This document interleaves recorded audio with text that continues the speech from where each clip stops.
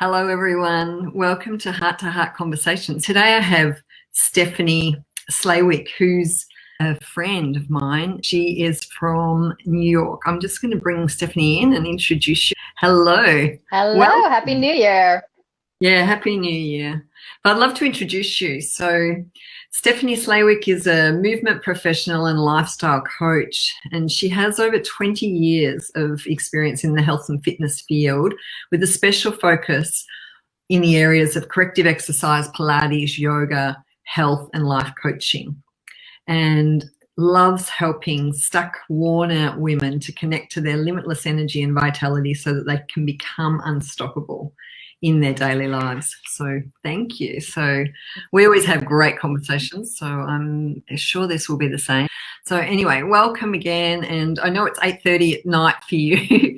It's 12:30 here on the day ahead of you. We're Thursday here, you're still Wednesday evening. So it's always interesting with these international people, connections we have around the world. I love the ability of this.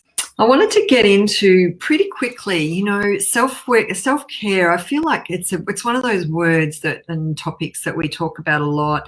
Everyone knows we need to do it. And it's, in some respects, it's sort of almost a boring topic, but it's the thing too, we know that we need to do it, but it's so easy to just drop it out of our busy lifestyle. So how and why do you think, first of all, why do you think it's so hard for us to actually really establish self-care? Yeah, and I think you're right. It's a topic that gets talked about so much, and yet we still have such a hard time with it. And, I think I was actually in your group earlier today, and I saw a post where you had asked this question, and someone answered it, and I think they actually hit the nail on the head. Because if I remember right, hopefully I'm quoting correctly, she was saying, I'm so aware of all the things I need to do that it's hard to make time for this thing. And that's what I think makes self-care so hard, is it's not so much that we have a lot of things to do, because all of us have a lot of things to do, and yet some people fit it in and some people don't. So to me, it's really the quality of the attention. It's I know in my own personal experience, I have days of overwhelm. And when I'm thinking of the 150 things that need to get done, then suddenly self-care becomes a really hard thing to fit in with that other 150. It makes it even more overwhelming.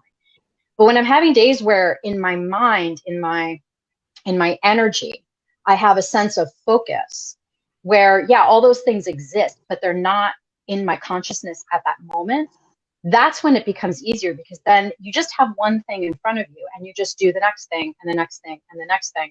And then self-care, like, you can find those little spaces for it. So to me, it's really a quality of mind, of state of mind. Busyness is a state of mind. So I think that really is the secret, is changing what's going on at the level of the thought. Yeah. It makes me, while you're talking like that, people talk about the difference between the way men go about things. They're a bit more sort of A to B to C to D and get things done, a bit more pinpointed focus, whereas women have this much more global awareness. And so I think that's probably what you're sort of saying. And I mean, I know that's probably a generalization for a lot of times, but I certainly relate to that in my relationship. George and I'll be talking about something that he's done or that he's going to do, and then I'm like, oh yeah, and then can we do this? And he's like, how did you get to that? We're still here.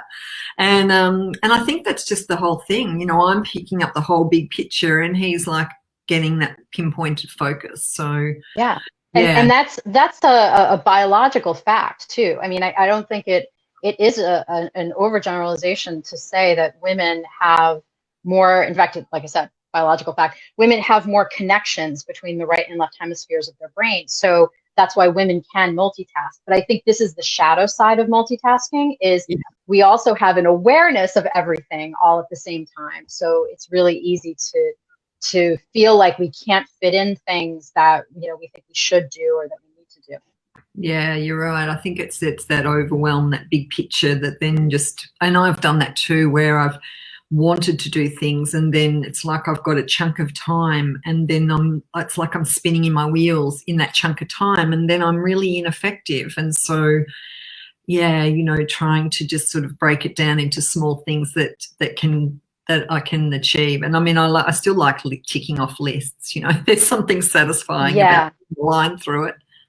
Well, that's, I think, because I'll tell you, COVID for me has been a really great time of exploration around like how do we fit in all these things in the productivity? Because what I noticed was COVID hit and I had more time on my hands because normally I see clients face to face. So there was that whole adjustment period where we were just kind of, I was calling it a home meditation retreat. And what was interesting was I had more time, and yet I wasn't necessarily getting more done because I wasn't prepared for it. And I think that the to-do list is actually a beautiful thing. Like for me, if I have a bunch of things to do and I get a chunk of time, I now have to figure out what's the thing I need to do. What thing should I do? And that's where personally, it's where I start to spin. So if I have a list and a general idea of what needs to get done today, and I've given it a little bit of forethought, then it makes it much easier for me to be productive and to get things done. And the more productive I am, the more I calm down. And then it's, I think, easier to begin to make spaces for the self-care. Yeah. Do you have do you recommend how do we allow this? Because I think starting the day often with some sort of self-care sets us up well. And so it's like it's already done, but it also puts us in that great frame of mind and often will carry through for the rest of the day. But how do you make that as a priority? Well, I think in some ways, if you have a really full and busy life, then I don't necessarily agree with making, being like it's a priority. What I actually did, the way that I kind of sneaked it in. So I found these like little tiny self-care hacks because really, again, if it's about a state change, if it's about a pause, if it's about taking a moment from being outwardly focused and just being inwardly focused, we can do that in a short period of time. So like, yeah, in an ideal world, like in my ideal world, I would wake up early, I would meditate, I would have some tea, I would journal, I would, like I have a whole list of things that I would do, but sometimes that can feel heavy. And so sometimes for me, like my practices are kind of on the go practices. Like one practice that I learned that I use that I love from one of my teachers is I think it's based off of heart math, but it's basically just tuning into the heart, taking a breath in and out through the heart, and the key is bringing to mind either a memory or a happy place, and literally just taking a moment to feel some positive feelings, whether it's love, appreciation, gratitude. And I have go-tos, and it's become a practice that I can do it so quickly. Like I can on the fly, literally, I notice I'm keyed up, and all of a sudden I'll just bring my attention to my heart. I'll bring to mind a happy memory. And in that moment, it just dissolves the tension. And like, to me, that's a, what would I call it? An essential, step of the self-care, especially if you're busy. Yeah, I agree. I think you're right. It needs to be sort of just something that we do regularly. I mean, I love the idea of certain rituals, and I do like the idea of doing something first thing in the morning, but it doesn't always happen. And so therefore you don't want to set yourself up for failure either, that, oh, I didn't get it done today, so now you're sort of beating yourself up. So, but yeah, taking that time out to breathe, to just focus in on your body, to see where you're at and what's going on, I think is really, really great. And I agree. I've got a memory particularly of a time that, I felt so just appreciative and connected, and like everything was sort of all going into place. And so now all I have to do is think very quickly to that memory and you get the whole state change. So anchoring in sometime, like what you said, sometime when it really is a fond memory, some sort of happy place, whether you were feeling really connected, really loved, loving, whatever it is, but using that as an anchor point to come back to really regularly is really great. Yeah. Yeah. Because again, I think that it's, especially as a kind of a body-centered professional and as someone who kind of fell into it, where I kind of think of myself as more psychologically minded, it's been a practice for me to really connect and really to be able to change the state, because that's what the self-care is for. At the end of the day, We're not meditating just so we can sit on a mat for a half an hour. We're meditating so that we can change the quality of our consciousness. And so I think it's a helpful thought to think that we can get the benefit of self-care without having to do something very specific for it. And if we have time for that, that's great. Like if you have time to journal, if you have time to meditate, I mean, that's kind of the deluxe experience, right? But, if you're someone who's got a really full and busy lifestyle, then I think it can be just another thing on your to-do list. And that just sort of defeats the whole purpose of self-care. Yeah, and it needs to be something that you really enjoy, that it's something that is like not a chore, like it's something that you're just going to do anyway. I remember talking to one of my coaching clients, and she was like trying to tune into sort of that joy, and she just and energy. She was feeling really just depleted and lacking energy, and exhausted, like often happens. And so when we sort of had a chat about it, what's the thing that really fills your cup? She was like, oh, I love surfing, but I haven't surfed. She realized she hadn't surfed for years, and yet she lived down on the coast and it was right across the way for her to be able to go and do it. So then she started scheduling it into her diary, just, 3 times a week or something. But that was the thing, connecting in what's the thing that fills your cup. And so it can be so different for everybody. And, there might not be one thing particularly, but something that's easy for you, that's not a hard thing to actually go and do. And not be too hard. Yeah, I'm big on self-care habits, and I feel like they're the foundation for our health and well-being. So I call them like the pillars. And I think everyone has I call it a keystone habit that is the most foundational habit. So it's sort of like if you had to boil it down to one thing, so for me, it's sleep. Because if I don't sleep, I am not myself. So, that's my keystone habit. Like if I'm going to pick one single act of self-care, that's the one. So I feel like it's really good to know what your keystone habit is, or what brings you the most joy, or what is the one thing that you want to carve out a little bit of time and energy for, rather than, it's so easy to say, well, I need to do this and I need to do that, and I need to hydrate and I need to meditate and I need to exercise, and to have all of that, to just pick the most important thing and then work from there.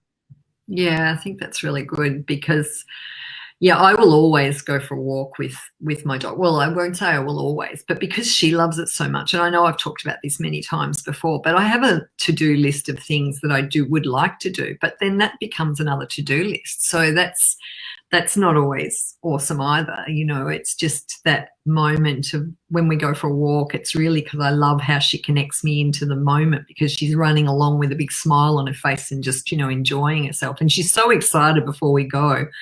Especially if we're driving somewhere to meet my sister and her dog or something, it's just like she certainly understands English. That's for sure. I do believe dogs know English. Well, at least your language, that's for sure. But so that's sort of something that's really just easy for me to do. But when I was younger, it used to be a lot more physical. Like I used to run a lot and do spin classes, and now I don't seem to want to do that as much. But so I think that's the other thing, your keystone idea might change a little bit too. Yeah, absolutely. It'll change. I find what feels most nourishing to me will change year to year, season to season, cycle to cycle, week to weekend.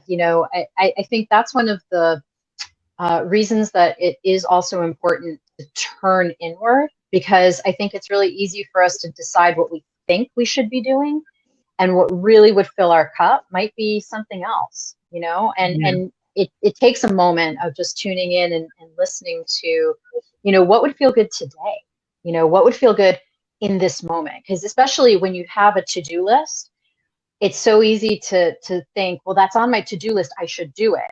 And maybe it's like, yeah, that would be nice, but it doesn't have energy behind it. It's not alive in that moment. Yeah. So I think it's really great to be able to tune into what is alive and what wants, what kind of nourishment is our psyche wanting? Is our body wanting? And just taking that pause, just that one moment to tune into that. And so how do you get people to be able to do that? Like to be able to drop into the feelings in their body, in their heart? Like how do you get people to slow down and become mindful to what do I really want? Yeah, that's a great question. It's a practice, and it depends on where people are at. I came from a place of like, I was just like on the go all the time, I was just so like, I literally had a schedule where I was at one point in my life where I was sleeping 4 hours a night and I was up and going and going and going. So I've been to the extreme. And what I know about that extreme is it's really hard to go from that to like slow. It's a spectrum. Yeah. So what I like to do with people is, number one, just to notice. It might even be on a physical level, but just literally physically turning the attention inward and noticing what the body feels like. Where is the body speaking to us? Is there a place that's feeling tension, or maybe just the quality of the thoughts? Like we just start to just notice what's present without trying to change it. That's a yoga teacher in me.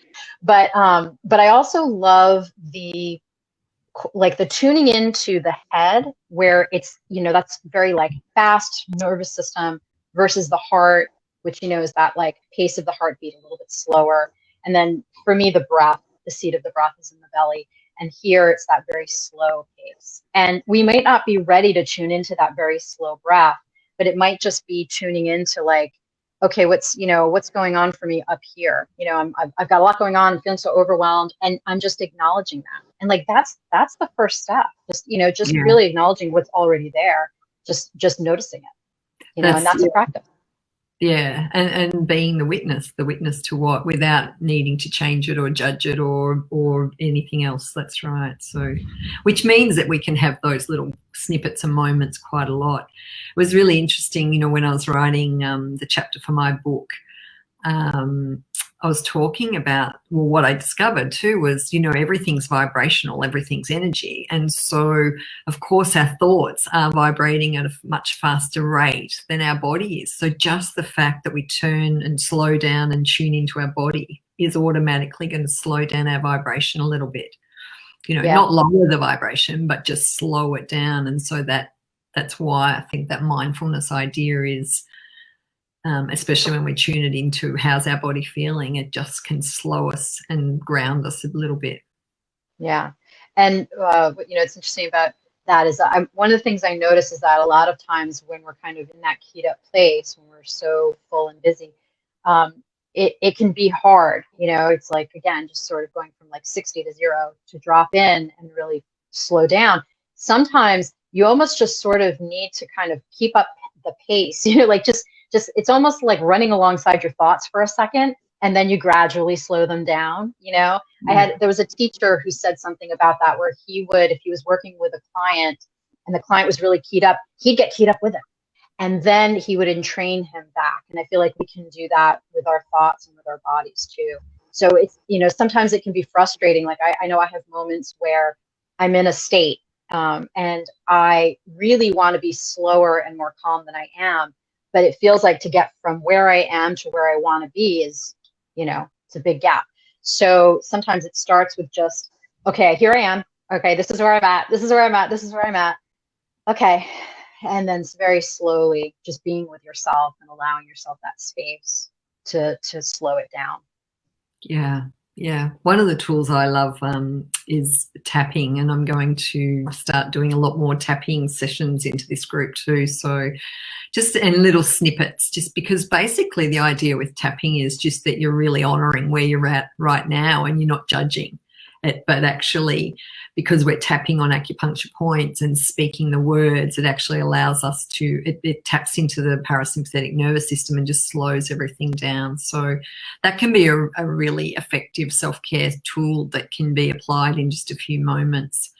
But I think that's right. The keystone idea, or just these other ways that suit you, that are great for you, and just knowing that doesn't have to be for a big long stretch of time, that just these little moments can be really rejuvenating through the day. So one thing I want to ask was, you said that tuning into your own limitless vitality and energy, because sometimes it doesn't feel like it's limitless. So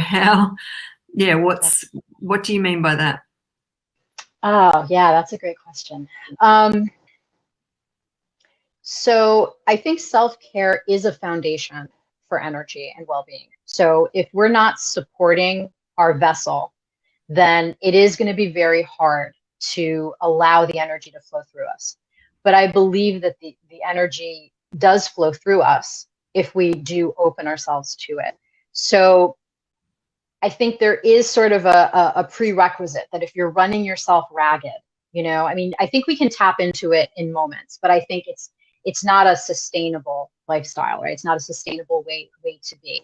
So in some ways, tapping into the limitless vitality is actually all about self-care and slowing down and everything that we've talked about. When you're doing that, I think this natural vitality, it rises up. And what I've noticed in my own life is, I've kind of run the gamut. Like I've spent a part of my life when I was younger, I was very depressed, and it was like getting out of bed was if I was able to get out of bed, that was a huge victory. So again, I've run the gamut in my life, and now I'm at the opposite end of the spectrum. And so I feel like in a lot of ways, we do need to support ourselves and support the flow of that energy, but also we need to get out of our own way, right? So a lot of the habits that we have, I think, actually block the energy. And that if we can just sort of, like, I'm very big on going with the flow, so if we can just kind of remove the obstacles to the flow, like, we get out of our own way, then I think it liberates a lot of energy. And I think a lot of our problems are actually energy problems. Like when we're feeling fear, when we're feeling resistance, when we're feeling like I can't do that, like, to me, that's actually the state of our energy more than it is about what's actually going on in our lives. Yeah. I had this really interesting experience when I took a trip to Africa, and it was a business conference, a business retreat. And our graduation event was to jump off a bridge. We had to do this bridge swing. And I felt this incredible resistance. I did not want to do it. I don't like falling through space. Like, it doesn't feel good in my body, And, long story short, partly because of what I learned in this retreat, we were talking about this like CEO mentality. It's like sort of taking charge of our experience. And it was basically like having this really unstoppable energy, unstoppable state of mind. And I was able to live into that. And I just all of a sudden went into a state of acceptance, and I literally jumped off the bridge, and I didn't even get an adrenaline rush. Like, they pulled me back up, and I held my hand out, and it was very steady.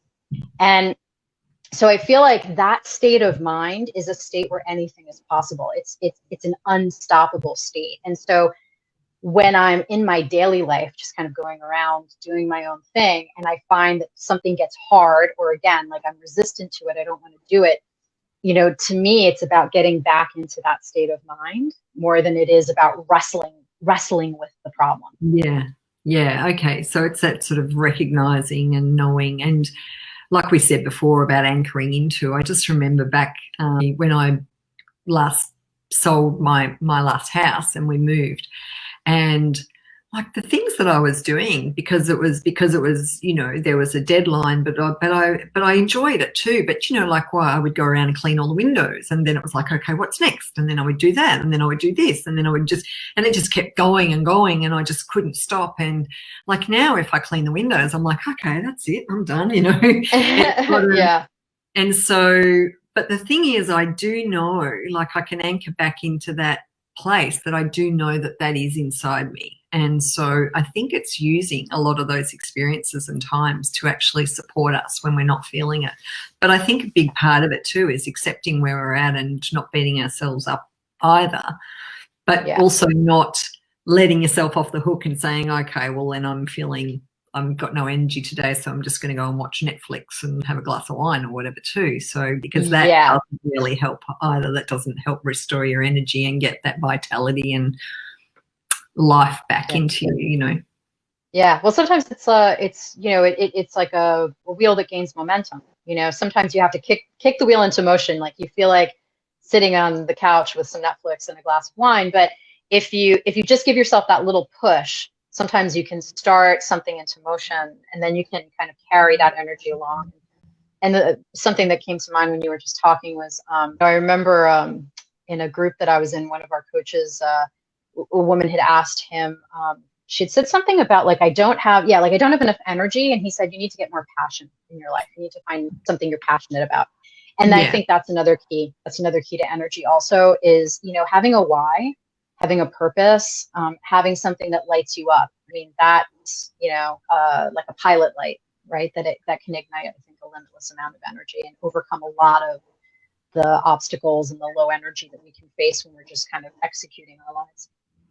Yeah, I agree. I think one of the things that I've talked about a lot too is, you know, just who do you love being, sort of understanding the things that you like, because we always talk about doing, you know, I do this and I do that, but really who is it that you love being, you know, and then when you can tune into that, you know, whether it's I love being artistic or I love being creative or I love being organized or I love being fashionable, it doesn't really matter what your love is, but tuning in and just knowing that you can be that wherever you are. So it doesn't matter what work you're doing or what other parts you know, even if you're doing the dishes, you can still be that way in your thinking. You know, for me it was I love caring, I love helping people, I love, you know, being kind and respectful, and you know, it soon became apparent that I can do that anywhere. It doesn't have to be only in the work that I do. So once I let go of it has to be, you know, what I was doing in my work, then I could just sort of relax a bit and sort of take the pressure off myself. Yeah, yeah. That makes me think. You know, as you know, I'm a member of the Mama Gina community. So the one of the things that she teaches, you know, it's very much about pleasure. So she talks about it in terms of pleasure, but it's bringing pleasure or whatever state. Like I love the way you said it. Like, you know, who do you want to be, or that state of being, bringing it into your activity. So like she would talk about, you know, doing your dishes in like, you know, like a boa and heels, you know, like, you know, it's like, how can you bring some of that identity or some of that, some props or some reminders or something that brings you into that state, and you can be that no matter what you're doing, driving your car, doing your dishes, you know, paying your bills. Like you can infuse that, any of those things, with a quality, you know, with a desirable quality to make it fun, interesting, sexy, you know, whatever is kind of your, you know, whatever lights you up. Yeah. Yeah, that's great. And I think too, you know, using the props, like you said, whether it's a boa and high heels or whether it's putting on the music and, you know, dancing around while you sweep the floors or whatever it is, you know, some of those things can be, they can really fill me. And especially when I, you know, break into singing or something like that. So as long as the music's loud enough, yeah, cooking. I mean, I quite enjoy cooking, but sometimes, you know, just adding that extra music and singing along with it, sort of, you know, I've done that on a Sunday morning and it turned into being, you know, wow, this is one of the most relaxing, enjoyable weekends I've had for ages. And I ended up doing some gardening too. So these sort of two chores that I would often not really be putting into a self-care sort of strategy in a way became a very much a fulfilling, you know, cup filling time sort of thing for me. Yeah. Yeah. I love quality of magic. And that reminded me, I love candles, and I have like twinkle lights. And when I put those on, it can change the quality of whatever it is I'm doing. And sometimes I'll notice that, like I'm doing some work on the computer and I'm like, the lighting, it's too stark, and I'm just feeling really like, this is about business. And like, I'll literally just put on my twinkle lights and light a candle, maybe even put some essential oils or incense, or, you know, just engage the senses in a way that feels good. And it changes the whole quality of what I'm doing. Yeah, I totally agree. And that also reminds me of a time when I was studying. I was doing postgrad in anesthetics and recovery, and it was a really intense year. I was working full time and all of the other things, like so many of us, you know, we just seem to be able to juggle so much. But what, like basically I couldn't really do very much, you know, going out on the weekends. So my highlight was to go and do my study outside in the outdoor table under the umbrella, you know, in the sunshine sort of thing. And so it was sort of like this, sort of created this really nice space, or at least then, even though I was studying, I was still enjoying my environment. Yeah. Yeah. How can people find you, Steph, if they would like to? Now let me. Yeah. There's Yeah. my link to my business page. So yeah, I'm adding some new content. I have some meditations there if people are interested in doing some guided meditations. And I'm also I'm going to be doing because I'm currently studying nutritional endocrinology, so I'm getting a little bit more into like the health aspect. So I'll be doing some content around health habits, you know, some of what we were talking about, how that's the foundation for kind of building our health and well-being. So I'll be doing some content there, so people can come there and find it. Beautiful. Yeah, okay. So yeah, go to that's your business page. So yeah, connect with Steph if you'd like to know more. She's got some amazing, beautiful ideas and ways that you can really bring it into your life in a really nice way and really supportive. So yeah. Thank you. Yeah, Right. it can Well, be thank you hard. So. so much. And you have a good evening. So Thank yeah. you. And a good afternoon. Is that where Yeah. we're at in Australia? Yeah. All right. Well, thank you so much. It was really great. Okay. Yeah. Yeah, it's great Bye, to be here. Thanks for having me. everyone. Thank Good you. night.